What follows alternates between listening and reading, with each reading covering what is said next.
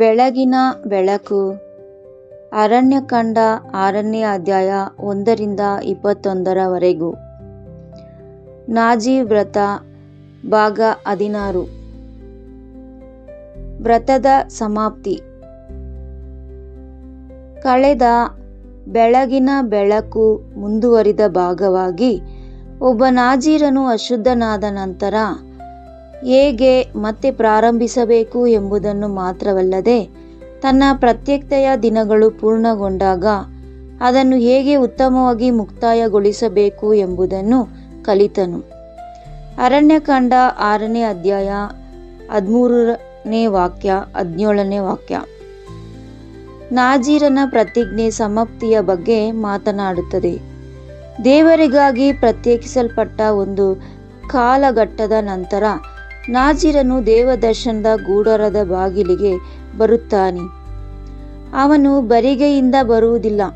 ಯೆಹೋವನು ನೇಮಿಸಿದ ಅರ್ಪಣೆಗಳೊಂದಿಗೆ ಅವನು ಬರುತ್ತಾನೆ. ದಹನ ಬಲಿಗಾಗಿ ಒಂದು ಗಂಡು ಮರಿಯನ್ನು, ಪಾಪ ಪರಿಹಾರಕ ಬಲಿಗಾಗಿ ಒಂದು ಹೆಣ್ಣು ಮರಿಯನ್ನು ಮತ್ತು ಸಮಾಧಾನ ಬಲಿಗಾಗಿ ಒಂದು ಟಗರು, ಇದರೊಂದಿಗೆ ಹುಳಿಯಿಲ್ಲದ ರೊಟ್ಟಿಗಳ ಬುಟ್ಟಿ, ಎಣ್ಣೆ ಬೆರೆಸಿದ ಹಿಂದಿನ ಅಡಿಗೆಗಳು, ಎಣ್ಣೆ ಹಚ್ಚಿದ ರೊಟ್ಟಿಗಳು ಮತ್ತು ಅದಕ್ಕೆ ತಕ್ಕದಾದ ಧಾನ್ಯ ಸಮರ್ಪಣೆ ಹಾಗೂ ಪಾನಾರ್ಪಣೆಗಳು.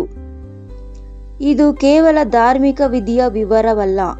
ಯೆಹೋವನು ಇಲ್ಲಿ ಒಂದು ಮಾದರಿಯನ್ನು ಕಲಿಸುತ್ತಿದ್ದಾನೆ. ಉತ್ತಮವಾಗಿ ಮುಕ್ತಾಯಗೊಳಿಸುವುದು ಎಂದರೆ ಸುಮ್ಮನೆ ಅಂತ್ಯಕ್ಕೆ ಬಂದು ತಲುಪುವುದಲ್ಲ. ಉತ್ತಮವಾಗಿ ಮುಕ್ತಾಯಗೊಳಿಸುವುದು ಎಂದರೆ ಆತನ ಕ್ರಮದ ಅಡಿಯಲ್ಲಿ ಕಾಪಾಡಲ್ಪಟ್ಟ, ಪರೀಕ್ಷಿಸಲ್ಪಟ್ಟ ಮತ್ತು ಪೂರ್ಣಗೊಂಡ ಜೀವನದೊಂದಿಗೆ ಯೆಹೋವನ ಸನ್ನಿಧಿಗೆ ಬರುವುದು. ಆಕಸ್ಮಿಕವಾಗಿ ನಾಜೀರ್ ವ್ರತದ ಸಮಾಪ್ತಿಯನ್ನು ನಮ್ಮ ಲೌಕಿಕ ಓಟದ ಸಮಾಪ್ತಿಗೆ ಹೋಲಿಸಬಹುದು. ನಾವು ಮೆಸ್ಸಿಯನೊಳಗೆ ಬಂದಾಗ ಯೆಹೋವನಿಗಾಗಿ ಪ್ರತ್ಯೇಕಿಸಲ್ಪಟ್ಟೆವು.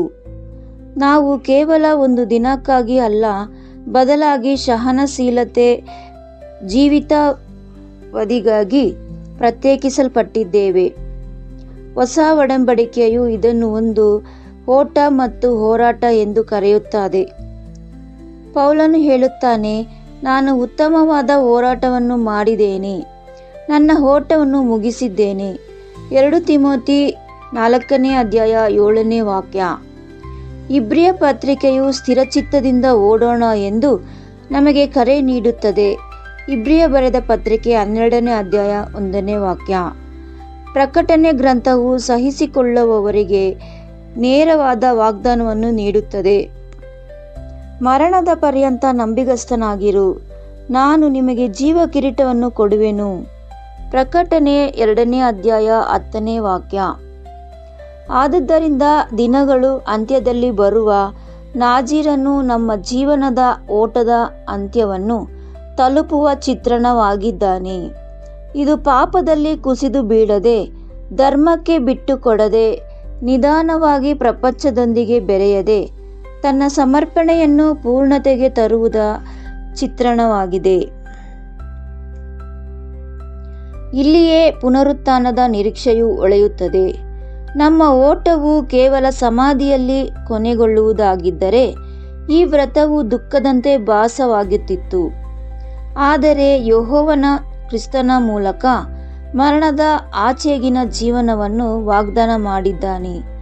ನಿದ್ರೆ ಹೋದವರಲ್ಲಿ ಕ್ರಿಸ್ತನು ಪ್ರಥಮ ಫಲವಾಗಿದ್ದಾನೆ ಮತ್ತು ಆತನಿಗೆ ಸೇರಿದವರು ತಮ್ಮ ಕ್ರಮದಂತೆ ಎಬ್ಬಿಸಲ್ಪಡುವರು ಎಂದು ನ್ಯಾಯಪ್ರಮಾಣವು ಹೇಳುತ್ತದೆ.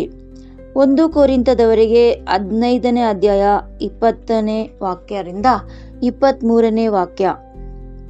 ಕ್ರಿಸ್ತನಲ್ಲಿ ಮರಣ ಹೊಂದಿದವರು ಮೊದಲು ಎದ್ದು ಬರುವರು. 1 ಥೆಸಲೋನಿಕದವರಿಗೆ 4ನೇ ಅಧ್ಯಾಯ 16ನೇ ವಾಕ್ಯ. ಪ್ರಕಟಣೆಯ ಗ್ರಂಥವು ಮೊದಲನೆಯ ಪುನರುತ್ಥಾನದ ಬಗ್ಗೆ ಮತ್ತು ಅದರಲ್ಲಿ ಪಾಲ್ಗೊಳ್ಳುವವರ ಧನ್ಯತೆಯ ಬಗ್ಗೆ ಮಾತನಾಡುತ್ತದೆ. ಪ್ರಕಟಣೆ 20ನೇ ಅಧ್ಯಾಯ 4ರಿಂದ 6ನೇ ವಾಕ್ಯ. ಆದುದರಿಂದ ನಾವು ಮರಣದಲ್ಲಿ ವ್ರತವನ್ನು ಮುಕ್ತಾಯಗೊಳಿಸುವುದು ಎಂದು ಹೇಳುವಾಗ ಅದರ ಅರ್ಥ ಮರಣವು ಜಯಗೊಳಿಸುತ್ತದೆ ಎಂದಲ್ಲ. ಅದರ ಅರ್ಥ ಲೌಕಿಕ ಓಟವು ಮುಗಿಯುತ್ತದೆ ಎಂದು ಮತ್ತು ಕ್ರಿಸ್ತನು ನೀಡಿದ ಬಲಿಯ ಮೂಲಕ ಯೆಹೋವನು ತನ್ನ ನಂಬಿಗಸ್ತ ಜನರನ್ನು ಎಬ್ಬಿಸುತ್ತಾನೆ ಎಂಬುದು.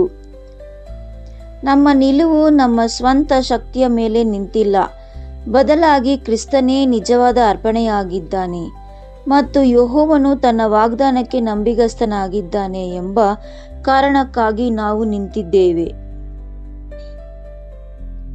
ನಾಜೀರನು ದೇವದರ್ಶನದ ಗುಡಾರಕ್ಕೆ ಅಹಂಕಾರದಿಂದ ಬರಲಿಲ್ಲ, ಅವನು ಅರ್ಪಣೆಯೊಂದಿಗೆ ಬಂದನು. ಇದು ನಮಗೆ ಓಟದ ಅಂತ್ಯವು ಬಡಾಯಿ ಕೊಚ್ಚಿಕೊಳ್ಳುವ ಸಮಯವಲ್ಲ ಎಂಬುದನ್ನು ಕಲಿಸುತ್ತದೆ ಮತ್ತು ಆರಾಧನೆ ಮತ್ತು ಕೃತಜ್ಞತೆಯ ಸಮಯ. ಅತ್ಯಂತ ನಂಬಿಗಸ್ತ ವ್ಯಕ್ತಿಯು ತನ್ನ ಸ್ವತಃ ಅರ್ಹತೆಯ ಮೇಲೆ ನಿಲ್ಲಲು ಸಾಧ್ಯವಿಲ್ಲ. ನಾಜೀರನ ಅರ್ಪಣೆಗಳು ಬಲಿಯ ಮೂಲಕ ಮಾತ್ರ ಅಂಗೀಕಾರ ದೊರೆಯುತ್ತದೆ ಎಂದು ಸದ್ದಿಲ್ಲದೆ ಪೋಷಿಸುತ್ತವೆ. ಅದೇ ರೀತಿಯಲ್ಲಿ ನಾವು ಓಟದ ಅಂತ್ಯವನ್ನು ತಲುಪಿದಾಗ ಕ್ರಿಸ್ತನು ನಮ್ಮ ಸ್ಥಾನದಲ್ಲಿ ನಿಂತು ಸಂಪೂರ್ಣವಾಗಿ ವಿಧೇಯತನಾಗಿ ತನ್ನನ್ನೇ ಅರ್ಪಿಸಿಕೊಂಡ ಕಾರಣಕ್ಕಾಗಿ ನಾವು ನಿಲ್ಲುತ್ತೇವೆ. ಅದಕ್ಕಾಗಿಯೇ ನಮ್ಮ ನಿರೀಕ್ಷೆಯು ಬಲವಾಗಿದೆ. ನಮ್ಮ ರಕ್ಷಣೆಯು ನಮ್ಮ ಬದಲಾಗುವ ಭಾವನೆಗಳ ಮೇಲೆ ನಿಂತಿಲ್ಲ, ಅದು ಯೆಹೋವನ ಒದಗಿಸುವಿಕೆಯ ಮೇಲೆ ನಿಂತಿದೆ. ಆದರೂ ಇದು ನಮ್ಮ ಹೃದಯಗಳನ್ನು ಒಂದು ಸಹಕಾರಿ ರೀತಿಯಲ್ಲಿ ಚುಚ್ಚುತ್ತದೆ. ಅಂತ್ಯವು ಅಷ್ಟೊಂದು ಪವಿತ್ರವಾಗಿದ್ದರೆ ಪ್ರಸ್ತುತ ಕಾಲವು ಪವಿತ್ರವಾಗಿರಬೇಕು. ನಮ್ಮ ಓಟವನ್ನು ಪೂರ್ಣಗೊಳಿಸುವ ನಿರೀಕ್ಷೆ ನಮಗಿದ್ದರೆ ನಾವು ಈ ಓಟವನ್ನು ಲಘುವಾಗಿ ಪರಿಗಣಿಸಲಾರೆವು. ನಮಗೆ ಅಡ್ಡಿಯಾಗುವ ಪ್ರತಿಯೊಂದನ್ನು ಮತ್ತು ನಮ್ಮನ್ನು ಅಂಟಿಕೊಂಡಿರುವ ಪಾಪವನ್ನು ಬದಿಗಿಡಬೇಕೆಂದು ಇಬ್ರಿಯ ಪತ್ರಿಕೆಯು ನಮಗೆ ಎಚ್ಚರಿಸುತ್ತದೆ. ಇಬ್ರಿಯ ಬರೆದ ಪತ್ರಿಕೆ 12ನೇ ಅಧ್ಯಾಯ 1ನೇ ವಾಕ್ಯ. ಅಜಾಗರೂಕತೆಯ ಓಟಕ್ಕೆ ಕಿರೀಟ ಸಿಗುವುದಿಲ್ಲ ಪೌಲನು ಎಂದು ಎಚ್ಚರಿಸುತ್ತಾನೆ. 2 ತಿಮೋತಿ ಬರೆದ ಪತ್ರಿಕೆ 4ನೇ ಅಧ್ಯಾಯ 7ರಿಂದ 8ನೇ ವಾಕ್ಯ. ಯಾರು ನಿಮ್ಮ ಕಿರೀಟವನ್ನು ಕಿತ್ತುಕೊಳ್ಳದಂತೆ ದೃಢವಾಗಿ ಹಿಡಿದುಕೊಳ್ಳಿರಿ ಎಂದು ಪ್ರಕಟಣೆಯ ಗ್ರಂಥವು ಎಚ್ಚರಿಸುತ್ತದೆ. ಪ್ರಕಟಣೆ 3ನೇ ಅಧ್ಯಾಯ 11ನೇ ವಾಕ್ಯ. ನಾಜೀರನು ಯೆಹೋವನ ಗುಡಾರದ ಬಾಗಿಲಿಗೆ ಬರುವ ಮೂಲಕ ತನ್ನ ದಿನಗಳನ್ನು ಮುಗಿಸಿದನು. ಆ ಬಾಗಿಲು ಒಂದು ಚಿತ್ರಣವಾಗಿದೆ. ಅಂತ್ಯವು ನಮ್ಮನ್ನು ಯೆಹೋವನ ಸನ್ನಿಧಿಗೆ ತರುತ್ತದೆ. ಜೀವನವನ್ನು ರೂಪಿಸುವ ಪ್ರಶ್ನೆ ಸರಳವಾಗಿದೆ. ನಾವು ಆ ಸನ್ನಿಧಿಯಲ್ಲಿ ಶುದ್ಧ ಮನಸ್ಸಾಕ್ಷಿಯೊಂದಿಗೆ ಬರಲು ಸಾಧ್ಯವಾಗುವ ರೀತಿಯಲ್ಲಿ ಬದುಕುತ್ತಿದ್ದೇವೆಯೇ? ಹೀಗೆ ಈ ಮೊದಲು ಭಾಗವು ಸನ್ನಿವೇಶವನ್ನು ಸಿದ್ಧಪಡಿಸುತ್ತದೆ. ನಾಜೀರನು ತನ್ನನ್ನು ಮೀರಿದ ಅರ್ಥವನ್ನು ನೀಡುವ ಅರ್ಪಣೆಗಳೊಂದಿಗೆ ಗುಡಾರದ ಬಾಗಿಲಿಗೆ ಬರುತ್ತಾನೆ. ನಾಳೆಯ ಭಾಗಗಳಲ್ಲಿ ನಾವು ಒಂದೊಂದೇ ಅರ್ಪಣೆಯ ಬಗ್ಗೆ ಅಧ್ಯಯನ ಮಾಡೋಣ.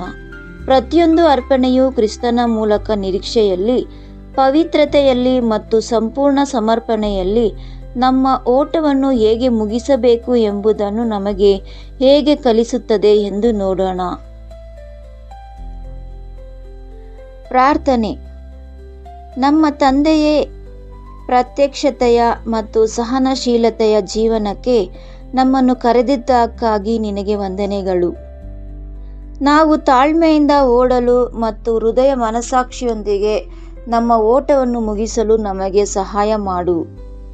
ಮರಣದ ಪರ್ಯಂತ ನಮ್ಮನ್ನು ನಂಬಿಗಸ್ತವಾಗಿರಿಸು ಮತ್ತು ನೀನು ವಾಗ್ದಾನ ಮಾಡಿದ ನಿರೀಕ್ಷೆಯನ್ನು ದೃಢವಾಗಿ ಹಿಡಿದುಕೊಳ್ಳಲು ನಮಗೆ ಶಕ್ತಿಯನ್ನು ನೀಡು. ಕ್ರಿಸ್ತನ ಬಲಿಯು ನಮ್ಮ ಕಣ್ಣುಗಳಲ್ಲಿ ಅಮೂಲ್ಯವಾಗಿರಲಿ, ಏಕೆಂದರೆ ಆತನ ಮೂಲಕವೇ ನಮ್ಮ ನಿಲುವು ಅಚಲವಾಗಿದೆ. ನಮ್ಮನ್ನು ಅಂಟಿಕೊಂಡಿರುವ ಪಾಪವನ್ನು ಬದಿಗಿಡಲು ಮತ್ತು ನಿನ್ನ ಸನ್ನಿಧಿಗಾಗಿ ಸದಾ ಸಿದ್ಧರಾಗಿರಲು ಬದುಕಲು ನಮಗೆ ಕಲಿಸು. ನಮ್ಮ ಅಂತ್ಯವು ಆರಾಧನೆಯಾಗಿರಲಿ ಮತ್ತು ನಮ್ಮ ಜೀವನವು ನಿನ್ನ ಮುಂದೆ ನಂಬಿಗಸ್ತ ಅರ್ಪಣೆಯಾಗಿರಲಿ. ಕ್ರಿಸ್ತನ ಹೆಸರಿನಲ್ಲಿ ಬೇಡಿ ಹೊಂದುತ್ತೇವೆ ನಮ್ಮ ಪರಮ ತಂದೆಯೇ, ಆಮೇನ್.